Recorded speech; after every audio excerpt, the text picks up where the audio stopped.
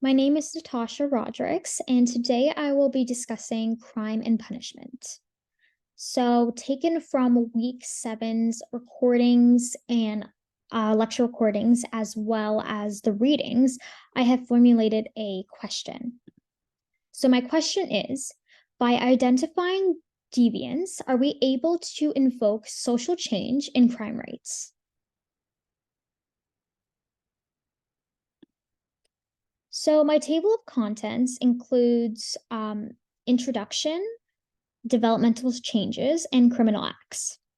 So, in the introduction stage, I will provide a definition of deviance. I'll explain who the deviants are today, and I'll also explain two models of social change. Next, in the developmental changes, I will discuss adolescence stage as well as certain values. Next, in the criminal acts, I will discuss the emergence of crime, gender crime differences, and age crime differences. So, I'm going to start off with the introduction. Let's dive into it. So, what is deviance? Deviance is known as a particular behavior that is found to be inappropriate depending on the social situation. This outlines areas that differ from the norm or is seen as a manipulative approach of a societal law or norm.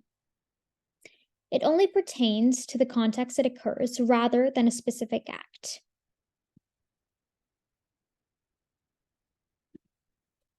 Who are the deviants today?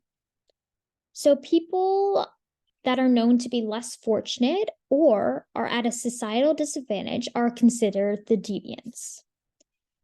These people are not meant to be treated condescendingly, but they must be controlled as they are valued as harmful to society. Examples of deviant behaviors can include addiction, such as to drugs or alcohol, as well as theft and assault in crime categories. So the two models of social influence that I'll be discussing involves the self-control theory and establishment of deviance definitions. So in the self-control theory, it outlines that the world has been a very dangerous place with high crime rates. It also explains that a certain evil resides within the individual. It states that individuals are more likely to commit crimes without any means of self-control, as it appears to be predestined. It also speculates that a lack of socialization could be the root cause of deviant behavior. Now, discussing the establishment of deviance definitions, it states that all communities have some form of deviant laws based on the specific preferences of the society. This model outlines that the dangers of deviance are predestined by the specific community an individual resides in. Deviance violates that particular societal expectation. So next, I will be discussing developmental changes. So let's dive into adolescence stages. So during adolescence, individuals are more prone to display antisocial behaviors as they are still trying to search for their identity and figure out where they fit into this world. Young adults get introduced to society where they start learning how to fit in and develop relations with other individuals by peer pressure. Great parental care and behavior are known to shape an adolescent into becoming good-mannered individuals and people that would stray from deviance. Parental monitoring, in particular, has been an effective strategy for proper parenting, where it is the idea that parents will know exactly where their kids are and invoke healthy communication between them in order to get them to stray away from deviant behavior. So next, I'm going to be discussing values.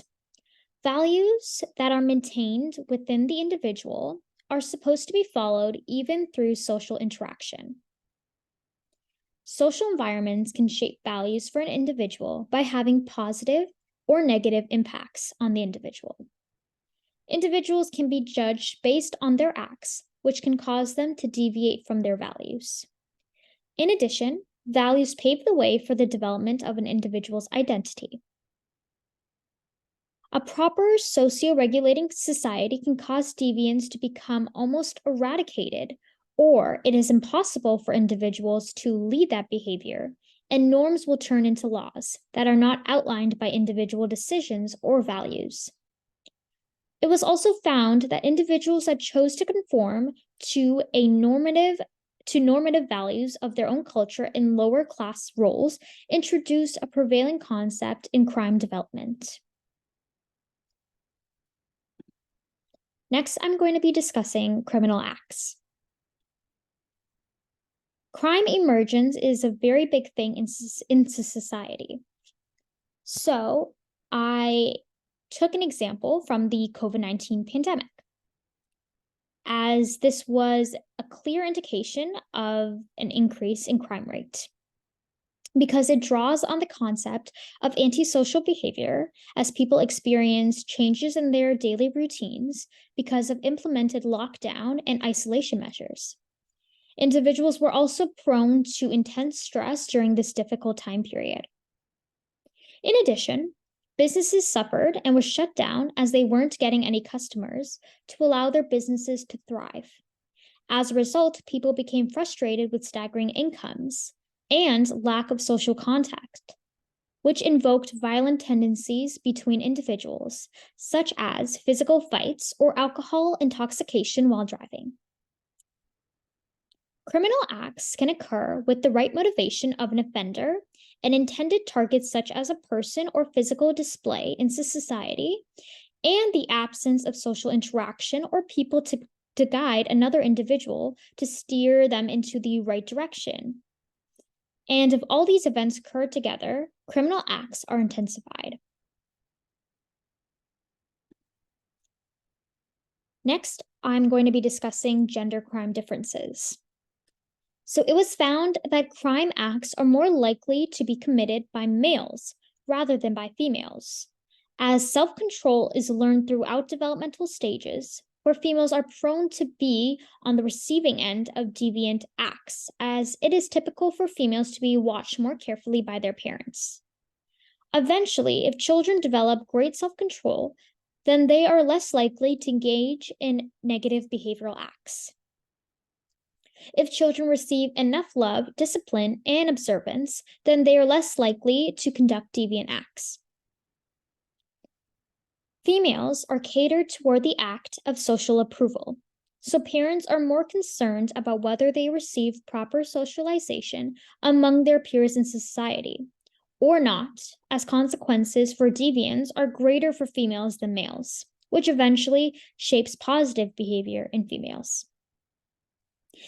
So this basically explains that females have higher self-control behavior than males because they have greater societal expectations. So next, I will be discussing age crime differences. So criminal behavior can also be noted in age differences, as this depends on the type of deviance committed, where deviance can increase through the years of development, but will become more prominent in adult age groups. However, it appears to slowly decline in elderly age groups. Self-control theorists try to explain that deviance is not more prominent in age groups such as 12 years old than 16 years old, but rather it progresses through developmental ages. Self-control is not a characteristic to explain age-related crime rates, as it doesn't appear to differentiate more throughout the course of an individual's life. Deviance in adulthood can be more pronounced due to social experiences, but once an individual reaches a middle or elderly age, then deviance and crime rate severely decrease due to enough societal experience. So obviously, when they become older, deviance does decrease in these individuals. It probably is because they've already gained all that social experience compared to the adolescents. So in conclusion, we discussed self-control, family upbringings, social influence, and gender or age-related deviance. Therefore, it is quite difficult to determine if identifying deviant acts can lead to social change, because individuals vary in their experiences and the way they were raised. So the ability to control themselves for engaging in these acts is dependent on how they were raised and how they were able to find their identity. Rebellious stages in a person's life can provide leeway into who those people interact with, and as well as how they go about handling situations. In addition, deviance varies in specific genders, as it is more prominent in males than females, since this is based on family adherence that pays close attention to the female gender rather than the male gender. So these are my references for this presentation, and thank you for listening.